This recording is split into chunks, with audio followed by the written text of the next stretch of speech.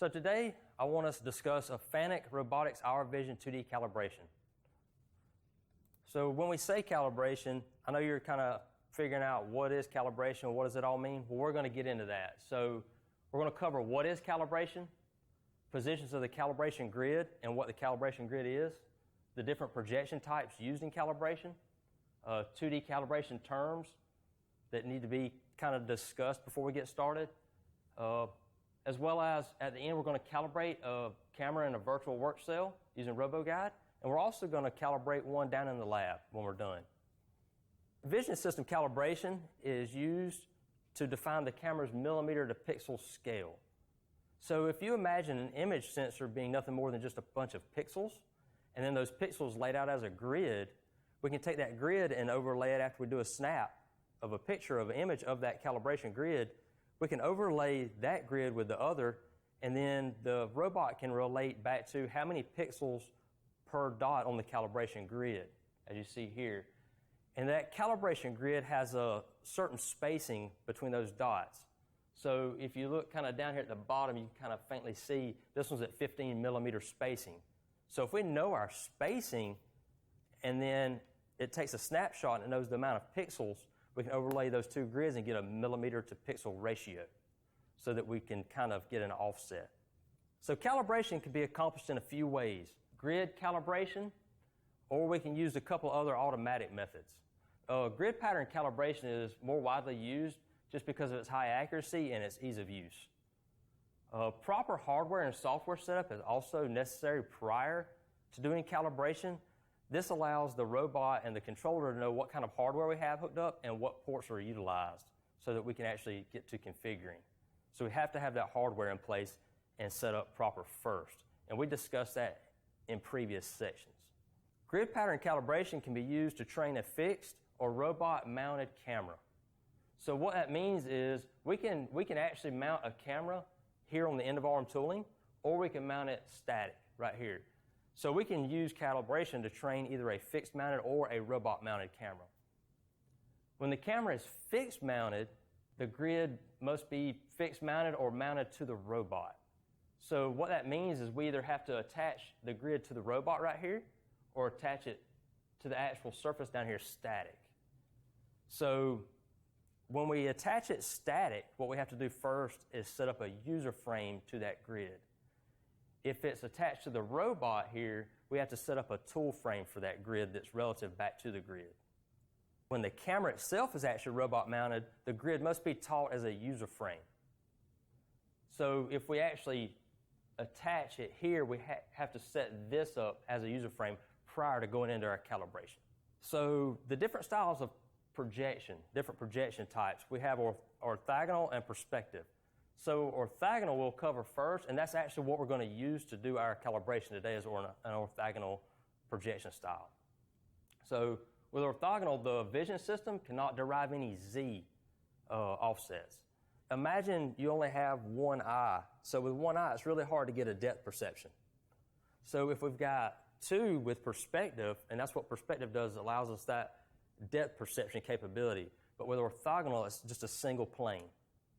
So with that single plane, we cannot derive a Z-axis perspective. We can calculate X and Y offsets of data relative to this plane only. We can, however, calculate a roll about the Z. So let's say that we have a part that we're seeing here, and we have our X and our Y. We can also calculate an orientation of roll with orthogonal. So we can calculate X, Y, and a roll for our orientation. When using an orthogonal, we just cannot calculate any Z values. So with perspective, what this allows the user to do is find parts that are not maintaining a constant Z. So that means variations in part height or variations in the height of the actual plane itself. So with this being done, we can accomplish in one of three ways. We can use a tilted grid right here. So imagine that grid being tilted. Some of those dots may look bigger and smaller than others, but the camera knows, and we also input that spacing, so it still knows some data enough and gets an image enough so that it knows that depth perception off that tilted. We can use a two-plane method where we actually snap a picture here, and then we'll move the grid, or we'll move the robot. If it's a robot-mounted camera, we'll move it down at least 100 millimeters and snap another picture so that it can see what the difference is between here to here of that grid shot. And the fact that the robot's actually linked up to the controllers, even if we do move it either a little bit more or a little bit less than that 100 millimeters, it can calculate because it knows exactly how much it did move to snap that picture. So it can kind of do the math on the back end by itself. We can also use an override focal distance. So if you can override the focal distance of the camera, that would also allow it to have some sort of depth perception. You just have to calculate that focal distance that you want to utilize. A couple key terms I want to cover before we get started is the application user frame. This is the user frame your program is taught relative to. And when I say that, it's kind of like when we talked about using a user frame and teaching our points in space relative to a user frame. This application user frame is the one we'll actually teach our program relative to. So that's important to know that one. And then we have our calibration grid frame. This will be the user frame we actually taught our calibration grid relative to prior to going into calibration. So prior to going into calibration, we need to know the frame that we're going to use for our application frame and for our calibration grid frame. And also on that calibration grid frame, we need to make sure we touch up either a user frame, or if it's a robot held, touch up, tool frame relative to that grid. So we need to make sure we do that prior to going into calibration. And as it says, both must be taught prior to. I can't emphasize that enough. They both must be known and taught prior to. So now we're going to cover the steps involved when using the RoboGuide software to do a calibration. So to start with, we're going to pull up our virtual teach pennant, and we're going to start by going to Menu, and then we're going to select Our Vision, and then choose Vision Setup. Once we get into Vision Setup, it's going to be a window similar to this. So we're going to come over here to V-Type and select that. Once we select V-Type, then we're going to choose Camera Calibration Tools. So once we select Camera Calibration Tools, we're going to get into a window similar to this one. From here, we're going to press Create so that we can create our own new tool. And then we're going to come up here to the top and do our drop-down box. From our drop-down box, we're going to choose Grid Pattern Calibration because we're using a grid pattern for our calibration. We're going to enter in a name. When entering in a name, it must start with a letter, contain no special characters, and you can use up to about 34 characters. After that, you can enter in comments. If this particular calibration was used for a certain application in your industry, it'd be a good idea to label what that calibration was for, because we can have different calibrations set up for different applications. You may need just orthogonal for this one or perspective for this other one. So we can set up different ones. It's good to relate those back to different things utilizing your comments. So once we do one, I've named this one Class Cam Cal. Once we do that, we press OK, and then you're going to see a window like this one. And from here, we're going to highlight Class Cam Cal and choose Edit. We can also just double-click on Class Cam Cal, and it'll also take us into it. So you can either double-click it or highlight it and choose Edit. After we do Edit, it's going to bring up a window similar to this, and it looks like there's a bunch of data we've got to insert, but it flows pretty well. So from here, the big thing we want to do is make sure that we choose the correct robot that we're going to do. So if we have multiple robots, we may need to do that. Choose the correct robot. We're going to enter in our application frame. So choose our correct robot. Then we're going to enter in our application frame. You can see here, I've actually selected 4 because that's the one I had set up for my particular application. And then we're going to come down here and do our drop down here and actually choose the camera that we have. So our available camera was a CertCart Cam. That's what I named that one. I've already done a setup on it, so once I did a setup, I now have it to choose from in my drop-down list. After that, we're going to choose our exposure time. When we do exposure time, before you do that, you may want to do either a snap function to snap a picture to see what the image looks like right now before making adjustments. And even after adjustments, you may want to snap again. The other option to that is just go live and then adjust your exposure time. That's the one I recommend, just go ahead and go live and then adjust your exposure time. That way, you're not getting flooded out by light or not enough light exposed in. So want to make sure you get that set properly. After that, we want to do our grid spacing. On this one, I know that my grid spacing on here was 30 millimeters. When we get down in the lab, you'll notice on my grid, it's actually got a spacing typed on the bottom corner. We can order calibration grids of any size. They make them from 4, 5, 6 inch on up to whatever. You can print one out that's the size of this wall back here. We do have the specs inside of the manual here on how to make one if you need to make one. But you must follow the specs very, very closely. But we can print our own. They need to cover as much of the field of view as possible. And you can see with this one, I mean, it's really covering, quite a good bit of our field of view. So the more field of view we can cover, the more we can calibrate that area. For anything that doesn't get calibrated inside the field of view, kind of gets skewed data if that part falls outside of that. It could get it. It could possibly not get it. It's just like an inconclusive data on the outside of it. So after we do our grid spacing, we want to choose our number of planes. And we're going to choose number of planes as 1 because we're doing orthogonal. And is it a robot-held calibration grid? And we're going to select no because ours is a static grid with a static camera. After that, we're going to choose our calibration grid frame, which is the frame that we actually taught up off the calibration grid itself, which was 4. And you notice I am using the same application frame as I am my calibration grid frame, and that's fine. We can do that. Also, we're going to choose our projection type of orthogonal. So we want to make sure we do that. After that, what we want to do is come down here to set, and what that does is it kind of locks the application frame in with the calibration grid frame. So what that does is makes those kind of lock in together so that they're constantly hooked up. After that, we want to do a snap because by now we've turned off our live mode because we had our exposure set. We're good on that. We want to do a snap to grab another picture, and then we want to do a find. So when we do find, it'll come up to a page like this.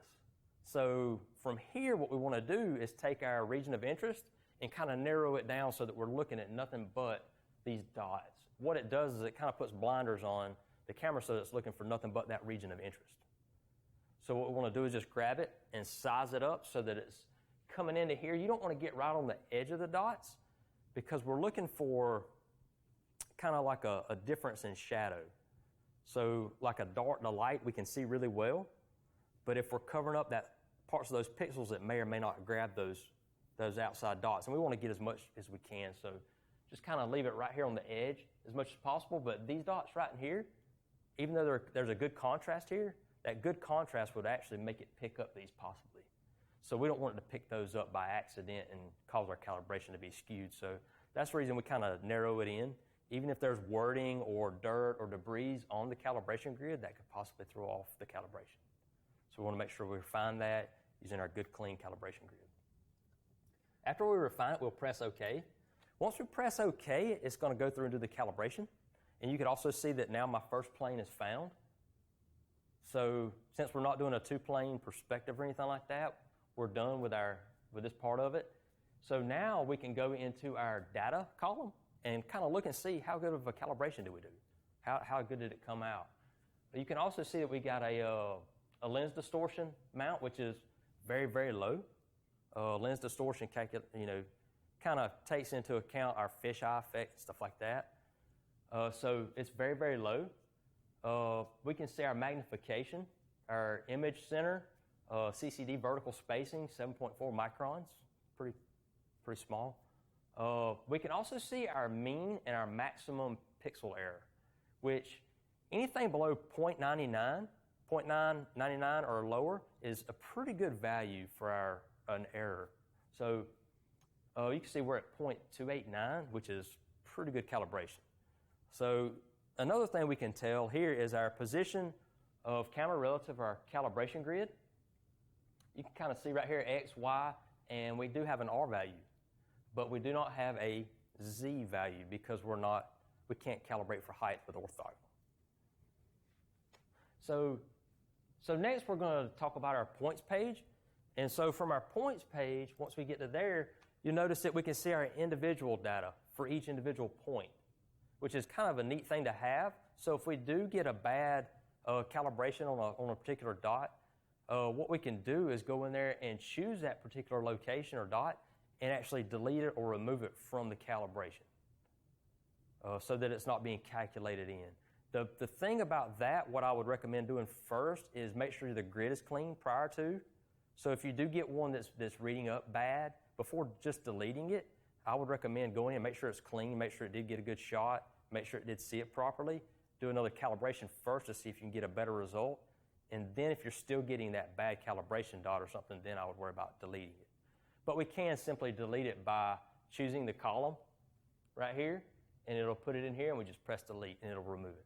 After that, the big thing to remember is come over here to this arrow, and then press save. What that arrow is going to do is get you out of this menu right here and put you into the save so that we can save. That's the big thing. Make sure you save this before getting out. After doing that, you will hit that arrow one more time, and then you'll do an end edit. We want to get back out of that when we're done. So after that, you've actually completed a calibration, an orthogonal single plane calibration. Any questions on that so far? So now what I want to do is back out of this and actually pull up my RoboGuide software and walk you through a full-on calibration. And then after that, we'll go down to the lab and walk through it with the robot. All right, so now we're going to walk through the process in the RoboGuide software of calibrating. So what we're going to do first, we've pulled up our RoboGuide software. We've got a work cell here. I'll back out some so you can kind of see what we have going on. You'll notice that it's very similar to what we have downstairs. This is an actual image of our work cell downstairs. So what we're going to do is we're going to pull up the teach pennant. So we're going to grab that. And then once we get our teach pennant up, we're going to follow that exact same process. So to start, what we're going to do is we're going to press our menus button. And we're going to come down here to IR Vision. And then we're going to select Vision Setup. So once we get in our Vision Setup, as soon as it gets launched good, what we're going to do here is go to our V-type, camera calibration tool. Once in here, we're going to choose Create. And we're going to do our drop-down grid pattern calibration tool, just the same. And we're going to come in here and we're going to give it a name. And after we do all that, we're going to press OK. And now you can kind of see that we have it as an option here to grab. So what we're going to do, I'm just going to double-click on it and get right in. So once we get in here, we're going to follow the exact same steps. We're going to use our application frame 4 again and our calibration grid frame 4 again, because I've already taught those up as frames. So robot to be offset, you notice it's already grayed out because we only have one robot in this cell. If we had multiples, we would choose the robot that we're creating this calibration for. Our application frame, like I said, we're going to choose 4. Our camera, we're going to do our drop down. And if we have multiple cameras, they will be on here as a list as long as we've had them set up. So we're going to choose our camera. Our exposure time, we can play around with that some. If we go live, you notice that it's actually constantly shooting shots. So we can play around with that some here and adjust it, but it really makes no difference on the RoboGuide software. We will demonstrate it when we get down to the lab. I just want to show you we can go live and do a full-on shot like that. We can also do a snap, and it would refresh. So from here, we're going to do 30 millimeter spacing because we know that right off of our grid. And then after that, our number of planes set to 1. We're going to leave this as no, the robot held calibration grid. And then down here at our calibration grid frame, we're also going to select 4. And then we're not going to mess with override focal distance because we're going to choose orthogonal right here. So by choosing orthogonal, we can't be overriding focal distance because this is a single plane. After that, what we're going to do is press set. And once you see this set, we're going to do another snap just to make sure we got a good shot, up-to-date shot. And then we're going to do a find. Right here, we're going to refine that search window so that we're only viewing the dots of what we need to be. And like I said, these dots right in here, because there is such a good contrast there, it would pick one of those up. So, or would or could possibly pick one of those up, and we don't want that to happen. So we're just going to grab this here. We can also grab it up here. If we needed to really narrow it down like that, we could.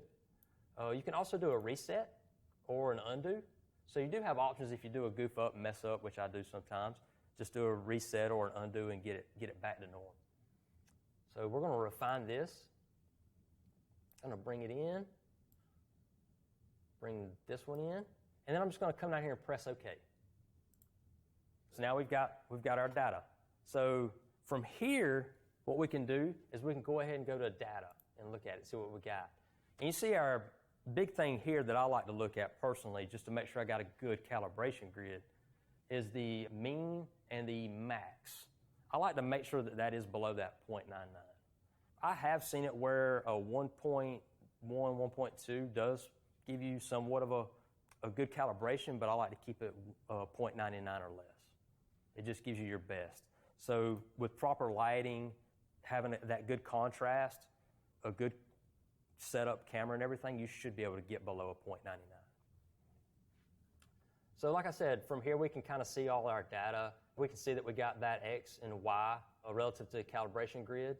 We also can see position of calibration grid relative to the application frame, which they're the same frame, so we wouldn't have any offset data there. And position of robot holding camera. Like I said, we can also go to our points, our individual points, and look at them. We could highlight some if, say, we wanted to get rid of one. And you notice when you highlight it, it actually comes up right there at the top so that we can see where that particular point is. So these numbers are a little bit hard to read on that right there. So if you're trying to figure out which one is that, you can kind of scroll down and it'll highlight them for you to make sure that you're on the correct one that you may or may not want to get rid of. You can also kind of scroll over here to the error right here and actually look at the data per. So if you know you got one that is high or low and you want to see which one it is, you can click on it kind of like a spreadsheet and it'll arrange them for you greater to the least, so that the one with the most errors at the top, so you can find it a lot quicker. So let's say we wanted to get rid of that particular one, we can highlight it and we can see where it is. If we're seeing like a speck or something on that image, we know we can probably just go back, clean it, and probably redo it again, and it'd probably be fine. Like I said, I recommend doing that before just deleting. Because when you delete points, that's a portion that's not going to be calibrated well. Okay? So when we get done with this, what do we want to do? Click the arrow and hit what? Save. Hit save. That's what we want to do. So by hitting save, we're saving all this stuff that we just worked really hard for and making sure we're keeping it in there so we can access it later. After that, we want to do an end edit, and it'll bring us back out. So that is the calibration process for an orthogonal calibration. So now we can go down to the lab and demonstrate it on that particular robot. So now that we're here in lab, what we're going to do is the same process we did on RoboGuide. We're going to do a calibration with this particular camera and this cell with this robot. So to start with, just like we did on RoboGuide, we're going to go to Menu, and we're going to come down to IR Vision, and then we're going to go over to Vision Setup and press Enter. Once we get in here, we're going to select our V-type and choose Camera Calibration Tools. So we're going to go down to it, scroll down, and then Enter. And once we're in the Camera Calibration Tools, what we're going to do here is press Create, because we want to create our own. So from here, I've plugged in a mouse to this because it's a little bit easier than just doing a touch. So what we're going to do is actually drive over to here, and we're going to choose, make sure we're selected Grid Pattern Calibration Tool, and then we're going to come in here to the Name column, and we're going to select a name. So in here, I'm going to do the same name that we did up there, or we're going to choose this one as Class Cam Cal. Once we get the name in here like we want, we're going to press Exit. And then when we're done here, we can press OK. If we wanted to add a comment, we could go into the comment section and do that as well. Just make sure you name it, make sure you choose the proper type. So we're going to press OK. And now you notice that we have it as a selection. So now what we want to do is make sure we've highlighted it. And like I said, we can use our mouse and get over here and double click it just the same. Or we can just hover over it, make sure it's highlighted, and choose Edit. And once it all gets loaded up, we can start entering in our data that we need to enter in. Like I said, if we had multiple robots, we'd have to enter in our robot to be offset. We do need to enter in our application frame. So I'm going to go to it. I'm going to choose 4. And then I'm going to choose my camera. And then I'm going to make sure right here on my calibration grid, you see where it says 30 millimeters center to center? So we're going to choose 30 millimeter here on our spacing. And we're also going to do a live view so we can see if we need to adjust our exposure time. We can probably adjust that exposure time just a little bit. So I kind of want to see how it actually modifies the picture. It kind of removes a little bit of light and floods it back. So we kind of want to make that to where we get a good shot. To do that, we may need to zoom in and make sure that it's actually setting up good. So we want to make sure we can see really good sharp pixels around here. And right here is pretty decent. We can play around with it some and get it a little bit better. But it's pretty good. Make sure you got really nice sharp square boxes because we want to see the individual pixels. So once that's good, we can move on. Make sure it's a no right here for robot held cal grid. And then come here. And we also want to choose 4 for this. And right here at our projection type, we want to choose orthogonal. And we're not going to be overriding the focal distance, and notice it grayed out as well. So we got that grayed out. Right here, now we want to press set because we want to set that. So that's going to lock in the calibration grid with the application frame.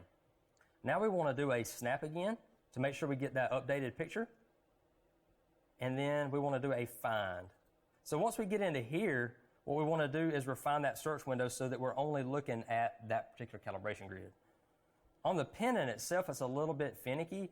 So we've got to match the 4 for that particular corner. 6 would be this corner. 8 would be that top. And then 2 would be the bottom down here so that we can start manipulating it a little bit. So once we do that, we can grab it and bring it on in. And same thing on the other side. And then we could do the same thing with the bottom and the top. By bringing this in, like I said, we don't want to grab any other objects in this shot because it could manipulate how good the quality of the calibration is. Like these words that I just do have in my search window, I want to make sure we get rid of those. So what I'm going to do here is go to my zoom and go ahead and get in a little tighter on the shot so that I can refine that in a little bit better. So I'm going to go back to that one and bring in just a little bit more. So there, that should be pretty good. Notice we've got our region of interest here kind of boxed in around our circles that we want to use for our calibration. After we're done there, we're going to press OK. And now you can see that we've got all green dots, which is good. We want all green. From here, we can go to our data page and look and see what kind of data we have, and then look at our mean and our max to see how good of a calibration we got. And right here, it's returned a 0.157 and a 0.417. So it's a pretty good calibration. Like I said, we want to keep that low as possible. 0.99 or less is a really, really good calibration. So we want to make sure we keep it less than that. You can also see that we do have a slight bit of an orientation about the z-axis. Our roll is slightly pitched a little bit. So you can see that it's not square to the robot. So it kind of gives you enough data to let you see where you're at in that space. It's kind of nice to get all that data back. Like I said, we can go here and view our individual points as well, just the same. And once we get into here, we can refine them to the greatest margin of error down to the least, or we can look at them in an order. So it's a good thing to come in here and search your data, especially if you've got one that is a bad point, or if our max error is really high, like 1.5, 2, something like that. We may need to kind of look at that particular point, zoom in on it, and see what's wrong with that point. We may just need to wipe down our calibration grid. So from here, we want to do just like we did up there. We want to come over here and do our arrow over and make sure we press save.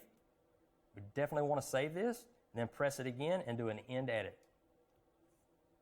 Once we've done that, we've performed an orthogonal calibration, and we have a calibration we can utilize for a vision process. Any questions? Nothing? Good deal.